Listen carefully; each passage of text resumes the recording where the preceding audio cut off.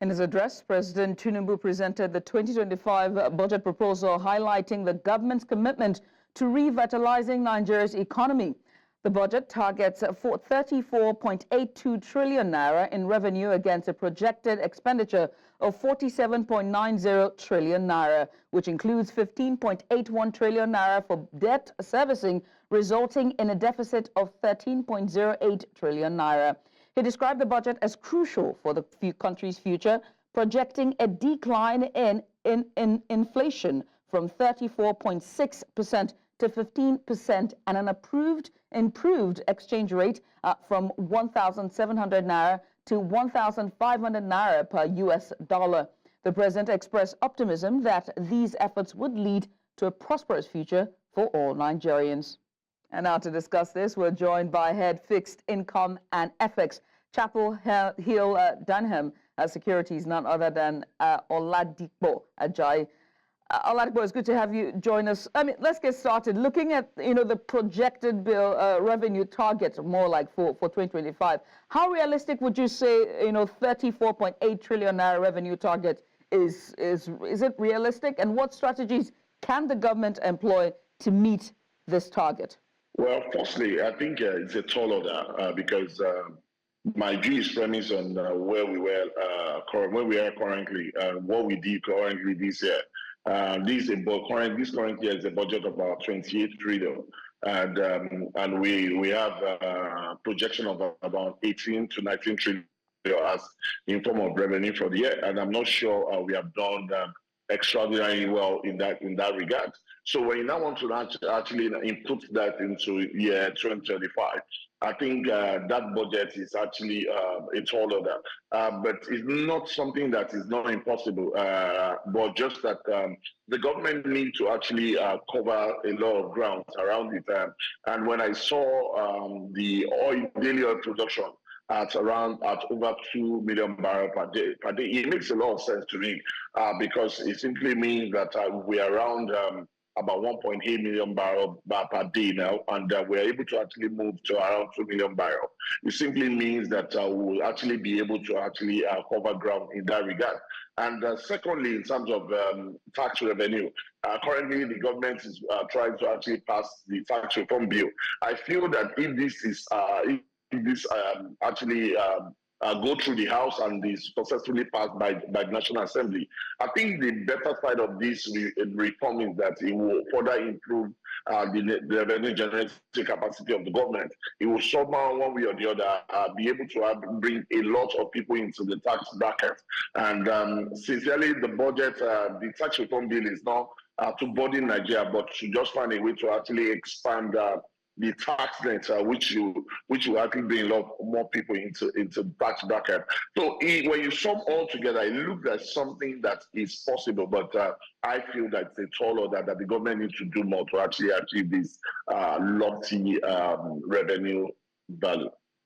And one of the proposed improvements is going to be the exchange rate, right? But first, let's bring you the address for our viewers. Let's quickly bring you the President's address to the National Assembly when presenting the budget. Take a look.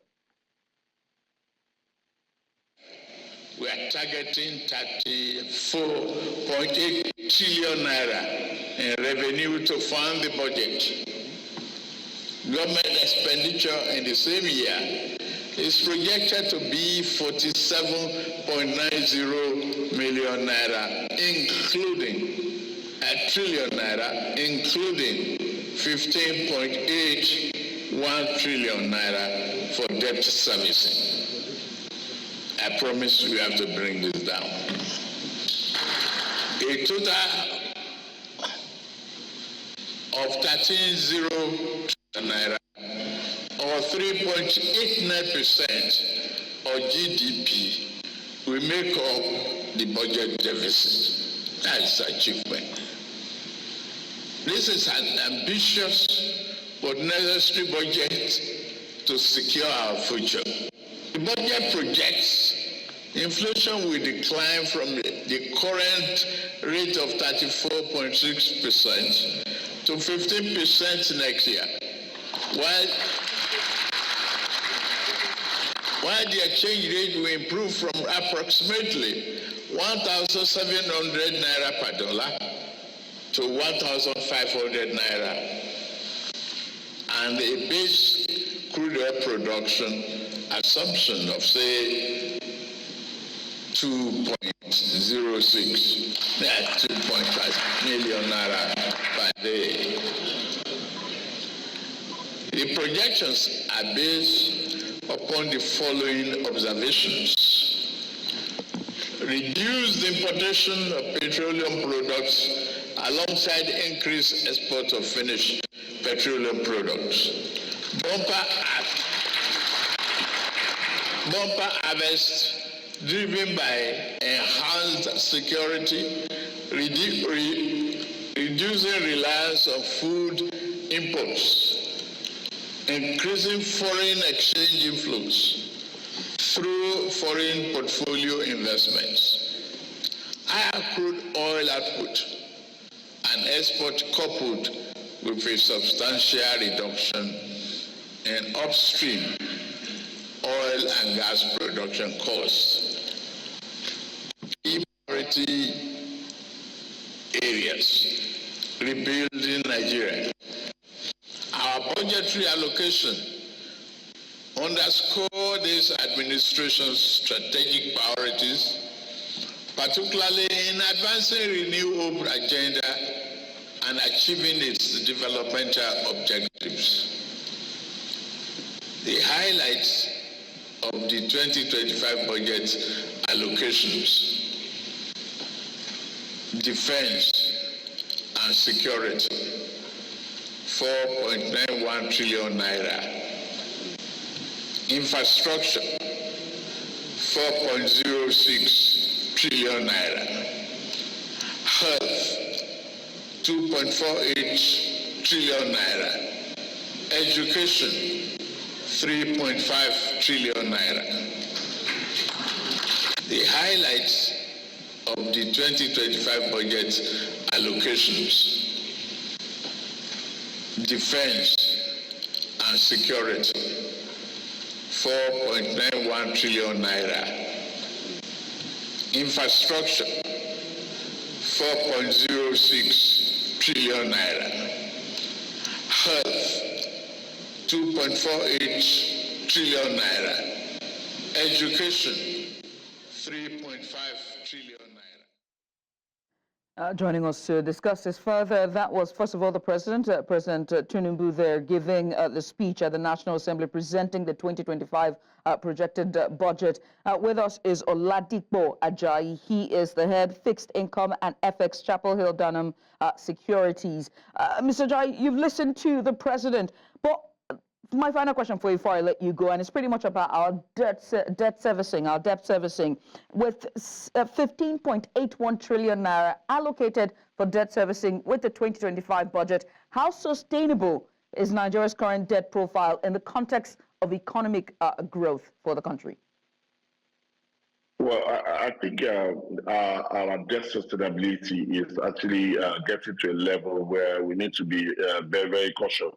When you're using close to about 30% of your budget to actually service debt, it calls to question that then what other aspects do you actually have to actually develop your economy? And don't also forget, aside the fact that we are servicing debt with that humongous value, we also still borrowing because we are still running a deficit budget. It simply means that by next year, there's every tendency that our cost of servicing debt will further go far higher than what we are currently doing this year.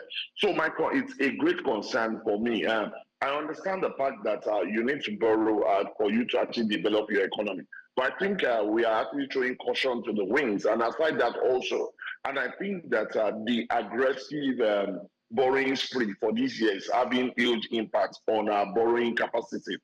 Currently, when you look at the rates of borrowing in Nigeria as you speak, when government is coming to market to borrow for a year, the government pay as much as about 29 to 30% to actually borrow from in an economy like ours in a year currently, just because of the current economic conditions. And what this means is that also when government is going in this way, what do you expect will happen to corporate organizations as well that is looking to actually come to the capital market to actually raise funds? So I think that the government needs to find a way. They need to be more innovative around this. I think there are other ways to actually go to actually fund infrastructural development. There's a lot of PPP programs that the government can actually embark on, where actually they partner with all the other private institutions. There are international financial institutions that will gladly partner with government around infrastructural developments. So government needs to find more innovative ways to actually go around this and continue in their development history without continuing to actually go into the capital market to borrow. Because I think as we speak, our debt to GDP is currently over 50%. And this is a country that actually has this as one of these boasting indices where you will say that our debt to GDP ratio is less than 20%, but now our debt to GDP ratio is over 50% because of our current borrowing spree. So I think the government needs to look at something that will find a way around this and actually minimize the borrowing spree for the year 2025. Oladipo, I must say thank you so much for taking out the time to join us for this conversation. Once again, thank you. Oladipo Ajayi is the head fixed income FX Chapel Hill Dunham Securities, talking to us about the proposed 2025 budget presented by President Tinubu on the floor of the NAS. Once again, thank you. You're most welcome. Thank you very much for having me. I'll switch gears now to the Renewed Hope Initiative has approved the disbursement of about 1,900 million naira to 250 elderly citizens across the country. This was made known by the First Lady of Nigeria, Oluremi Tinubu, during the disbursement exercise in Abuja, where she says that some military veterans will also be included as part of the beneficiaries. She adds that those receiving the funds will be from 65 years and above and will be receiving about 200,000 naira each, a 100% increase from last year's disbursement. This program is designed to support the welfare of our elderly citizens annually. 250 elderly citizens aged 65 and above in all 36 states of the Federation, the Federal Capital Territory, and veterans from the Defense and Police Officers' Wives Association will be benefiting from this scheme. The governing board of the Renewed Hope Initiative has decided to increase the grant from 100,000 to 200,000 this year to provide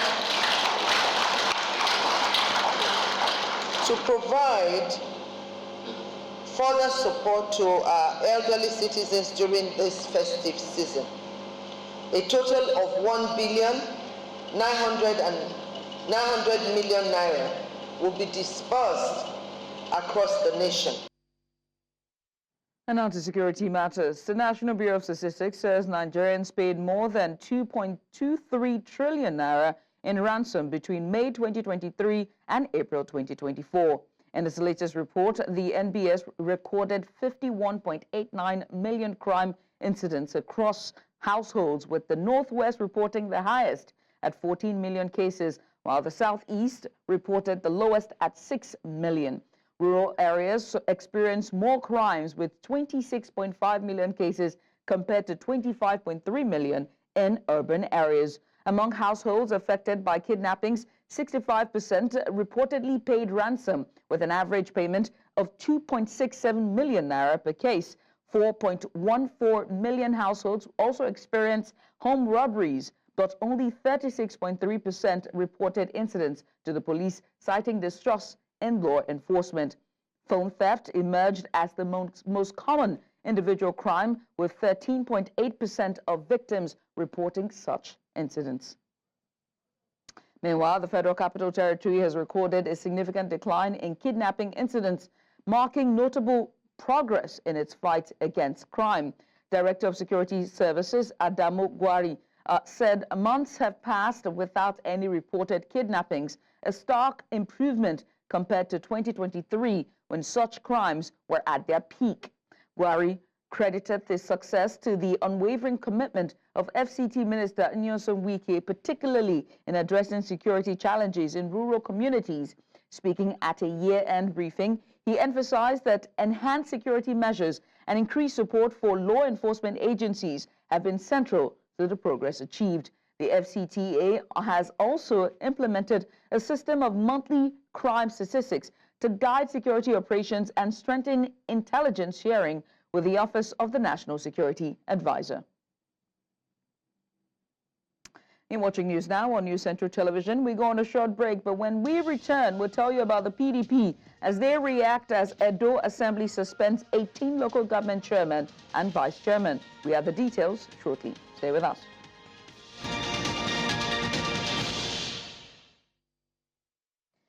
And you're welcome back.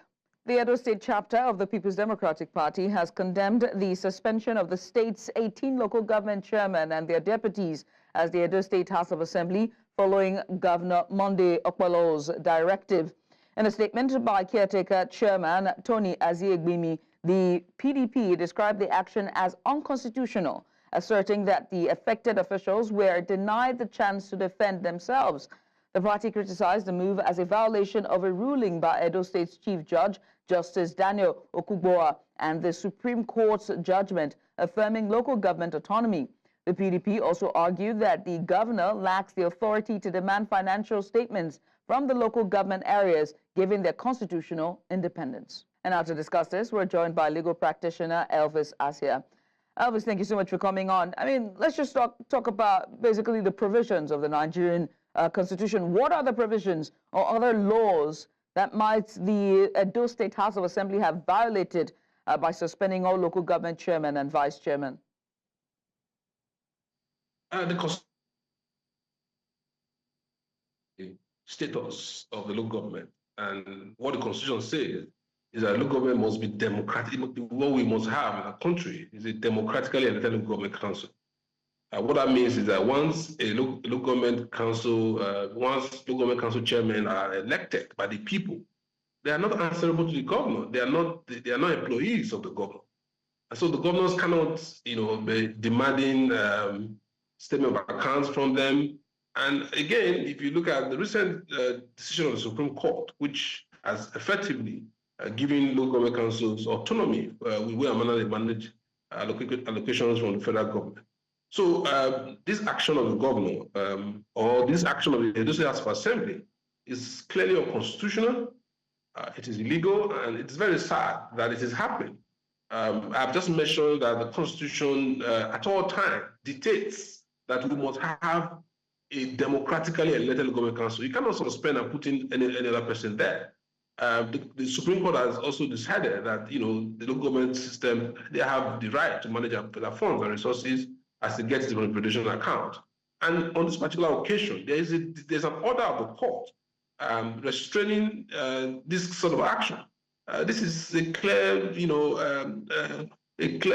violation of that order, and it is clearly inconsistent with the Constitution. So I really don't see the legal basis upon which the State House of Assembly has decided to predicate this. And I'm really surprised that it was allowed to pass, considering that you have a lot of PDP members in the House who should have, stand up to the rule of law and the Constitution.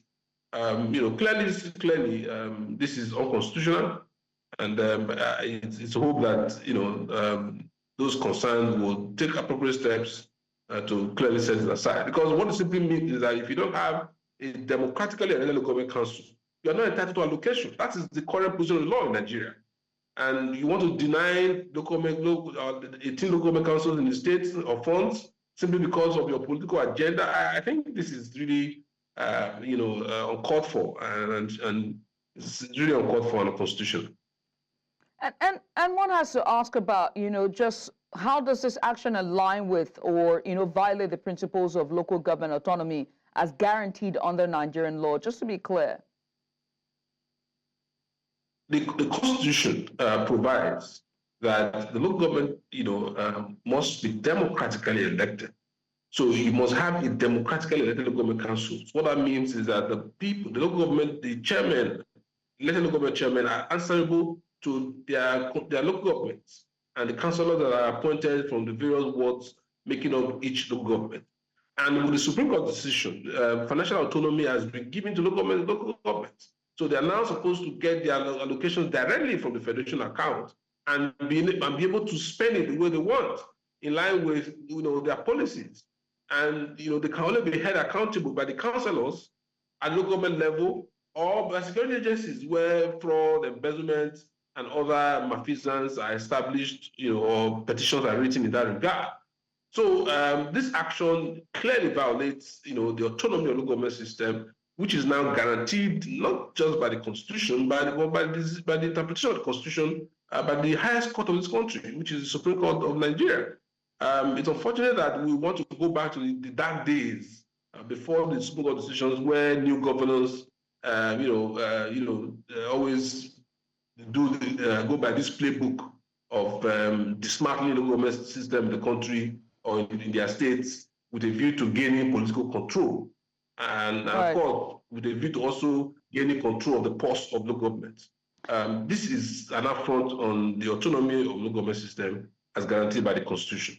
And it begs to ask a question at this point, in terms of, what implication does this, conflict have for the People's Democratic Party's standing and influence in Edo State? But also, could this action by the Edo State House of Assembly set a precedent for similar actions in other states, and what the potential risk will be moving forward for our democracy, for autonomy, for, other opposition parties standing, and the influence it will have on whether state politics or on a local level or on national level?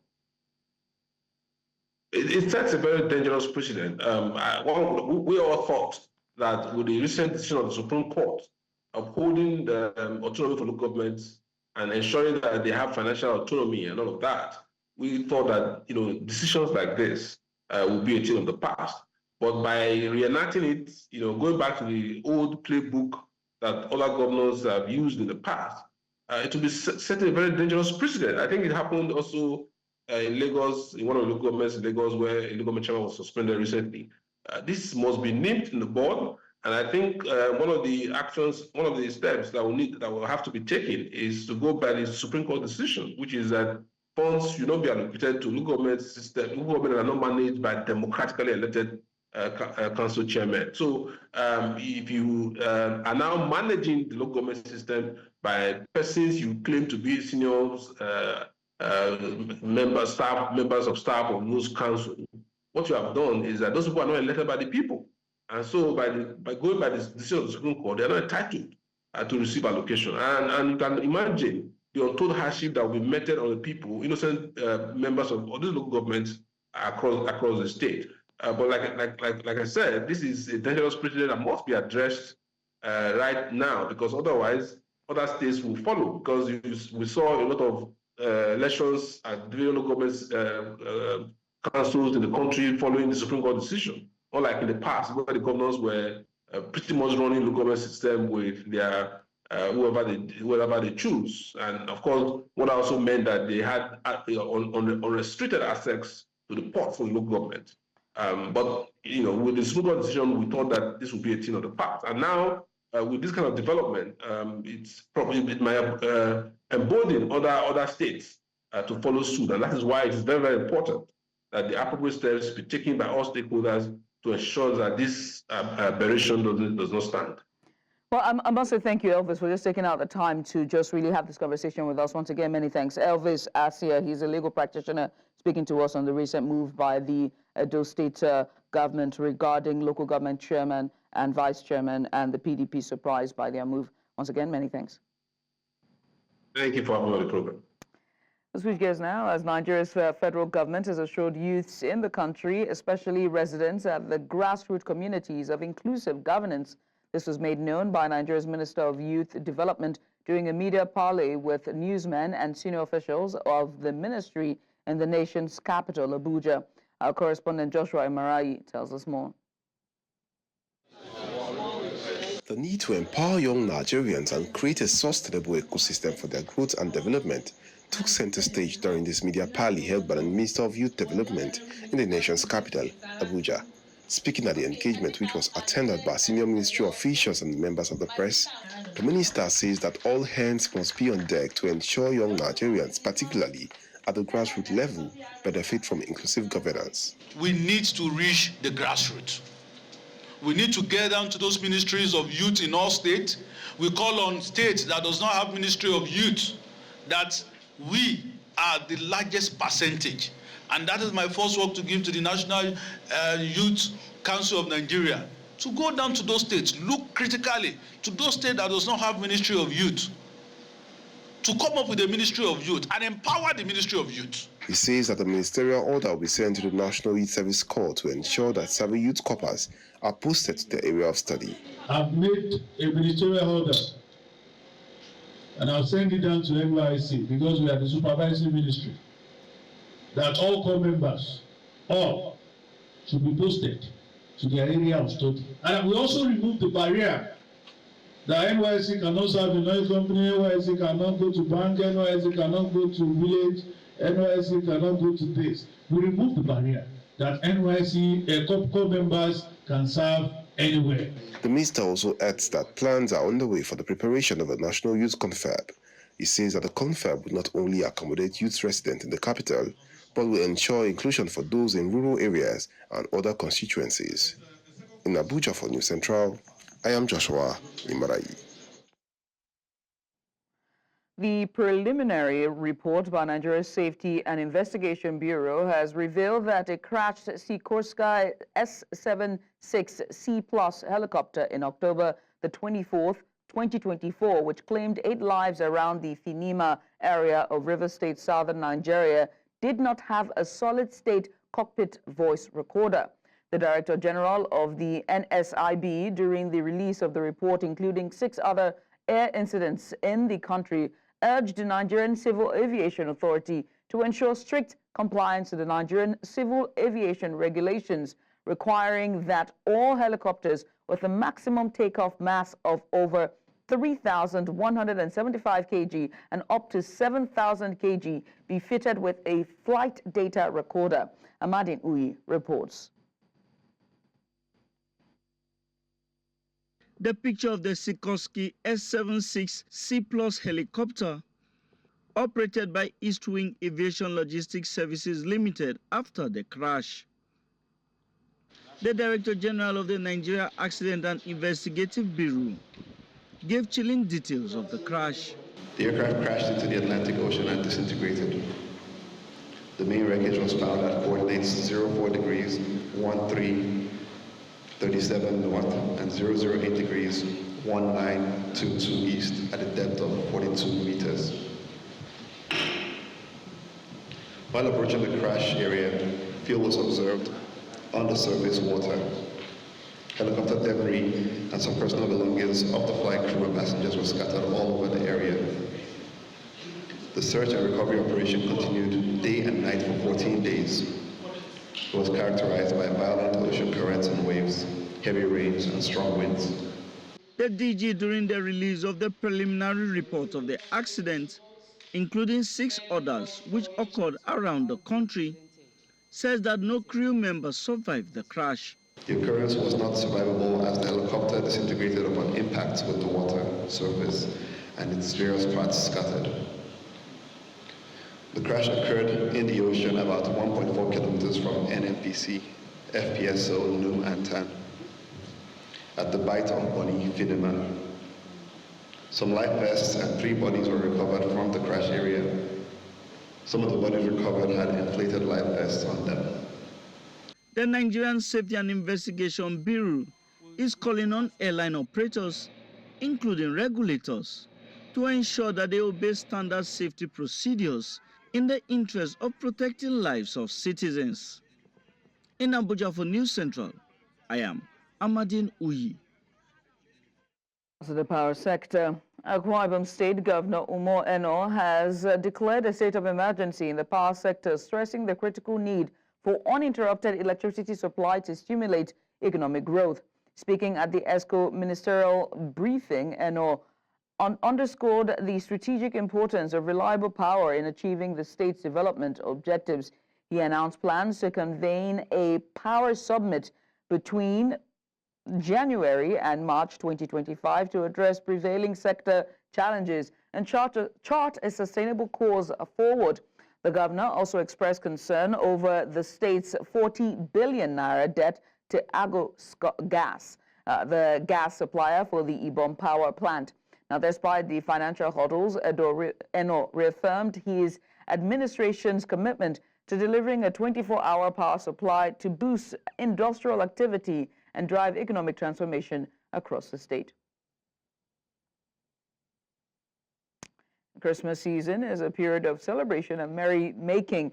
As such, for traders and transporters, it is usually a period of boom for their businesses when they record the most sales within a single month of the year. This year, however, it appears Nigeria's economic downturn is taking its toll on Christmas season sales, as traders are recording low patronage amidst the escalating prices of goods. News Center's Chinwe Ugeli has a report. Take a look. Right here inside Oriuba Market in Omaha, when Christmas is only 9 days away. Traders are in their shops with their wares displayed. Since things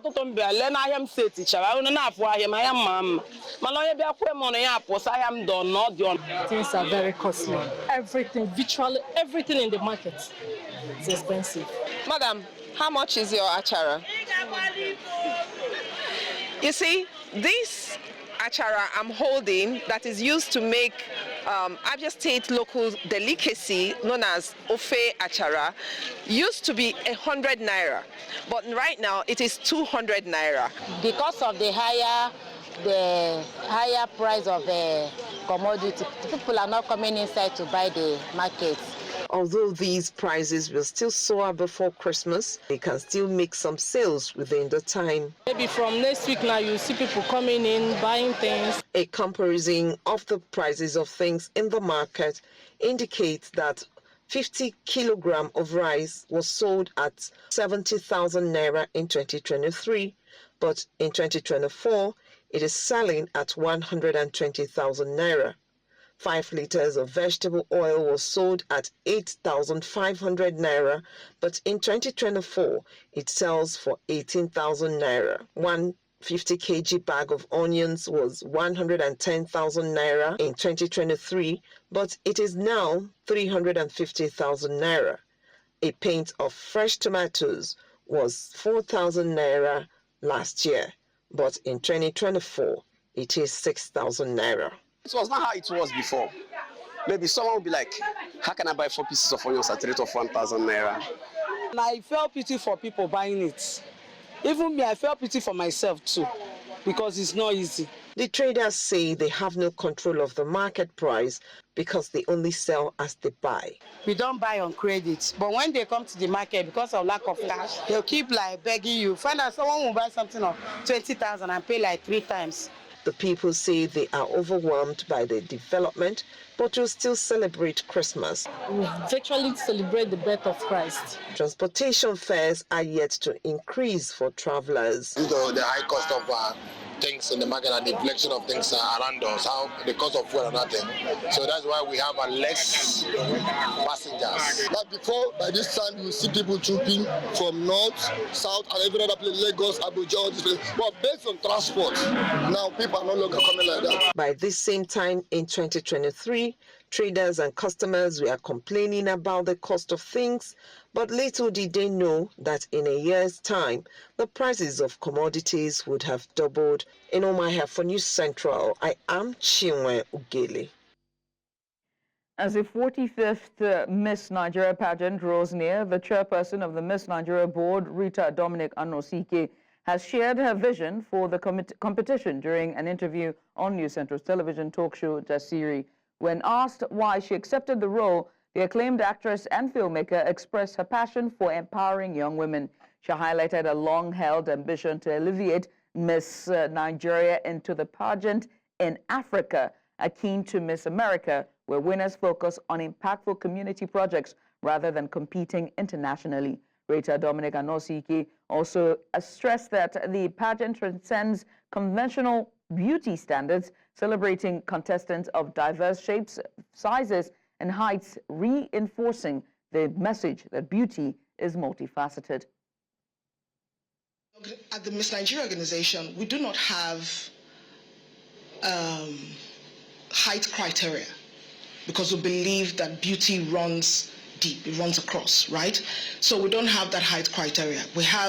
You see that some of the contestants who are contesting tomorrow are small, but they are beautiful, they're intelligent, they're powerful in their own way. And that is one of the things that attracted me to the organization. That's one of the things that made me take on this role as the chairman of Miss Nigeria, because I noticed that they say to themselves, or their policy is that, look, women all over, women can be beautiful regardless of how you look outside. It's about how you look on the inside. It's about your intelligence. It's about what you bring to the table. And that is what we're encouraging in young men to say, look, can be beautiful on the outside, but ultimately what is important is what is on the inside.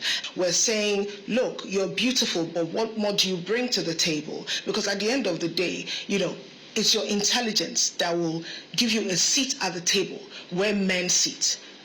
So obviously when you have your intelligence, you're powerful, you're educated, you will speak where the men are, and they will listen to you because they realize, or they know that you know what it is you're talking about because you're educated. You bring something to the table, and that's what the Miss Nigeria organization, that's what they stand for. And I'm so excited about the kind of girls we have. I'm so excited about that. You're welcome back. Mozambique's National Institute of Risk and Disaster Management says the death toll from Cyclone Chodo has increased from 34 to 45. The cyclone made landfall on Sunday in Mozambique's northern Cabo Delgado province, initially claiming 34 lives. By Wednesday, officials reported that 38 people had died in Cabo Delgado, 4 in Nampula province and 3 in Niassa, further inland. 1 person remains missing. Cyclone Chodo struck a region already grappling with conflict and underdevelopment, making it highly vulnerable to natural disasters. Before reaching Mozambique, the cyclone battered the Indian Ocean island of Mayotte, where authorities fear it may have killed hundreds, possibly even thousands. The United States, has denied any involvement in the killing of senior Russian military officer Igor Kirillov, while condemning his alleged atrocities. Kirillov, head of Russia's chemical, biology, and radiological weapons unit, was killed alongside an assistant when an explosive device attached to a scooter detonated outside a residential building in southeastern Moscow. The attack occurred just a day after President Vladimir Putin lauded Russian military gains in Ukraine, nearly 3 years into Kremlin's invasion of its pro-Western neighbor. The general had recently been sanctioned by Britain over accusations of chemical weapons use in Ukraine, intensifying global scrutiny of Russia's military operations. And now joining us, we're joined by our international correspondent for more on this, and that's none other than Afia Hagen. Afia, many thanks for joining us. Tell us what the latest on the arrests made in connection with killing of Russian nuclear forces general. Just tell us a bit about, just the latest on arrests. Well, the citizen from Uzbekistan has been arrested in connection with the bomb that was put on the scooter, and that's the bomb that killed Kirillov and his assistant. Now, the FSB haven't named him, but Russian state TV have named this person as Ahmed Kubinov. Now, it's thought that he was paid $100,000 and was given permission to move to the European Union in exchange for killing Kirillov. The FSB also added that on Ukraine's instructions, he arrived in Moscow and received a homemade explosive device. Now, he placed that said device on an electric scooter, which he parked at the entrance to the residential building where Kirillov lived. He then rented a car to monitor Kirillov's residence and installed a camera on the dashboard, which live streamed the video feed to handlers in another Ukrainian city, so they could see what was going on. And on that video, you see that when Kirillov emerges from the residential building, the suspect was told to press the button, which he did, and detonated the bomb, which killed him and his assistant. And can you tell us a bit more about the General Kirillov? Well, yes, he was in charge of Russia's radioactive, chemical, and biological defense soldiers that are known as the RKHBZ. Now, these soldiers were special forces, and they operate when there's a threat from radioactive, chemical, or biological contamination, a really specialist force. Now, on Monday in Ukraine, a case was actually opened against General Kirillov in absentia, and that was accusing him of using banned chemical weapons in the Ukraine. It was claimed that he was using dangerous chemical weapons, mainly in the hottest areas of combat, and that Russia, and he was responsible, were trying to hide the use of these chemical weapons, and that could be what prompted his assassination. And lastly, away from the killing, what is the latest with the war between Ukraine and Russia?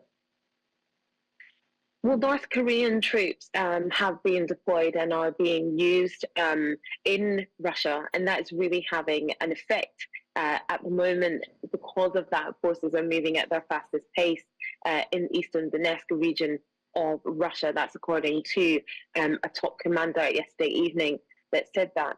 Meanwhile, in Kiev, the head of Ukraine's presidential office has said today that he doesn't believe that there can be any peace talks between Kiev or Moscow until Russia has run out of the resources to fight. And he says this is because Vladimir Putin will inevitably resume Russia's military offensives in Ukraine if he was not forced into a just peace. This person, the head of the presidential office, said only the strong are helped. So we must remain strong, referring to the Ukraine there. Well, Afia, many thanks for this update. We appreciate you for coming on. Afia Hagen there, our international correspondent. Is where we close the curtains for this hour on News Now, and that's all at this time. But before we go, let's take another look at some of the major stories. President Tinubu has presented 47.9 trillion naira 2025 budget proposal to National Assembly. The PDP has reacted as Edo Assembly suspended 18 local government chairmen, vice chairmen. And we also told you that the death toll from Cyclone Chodo in Mozambique has risen to 45. Now remember that you can watch News Central wherever you are. We are on DSTV channel 422. You can also find us on Star Times channel 274. Find us on Apple TV, or better yet, stream us live on YouTube. Many thanks for watching. I am Judith TV. Bye for now.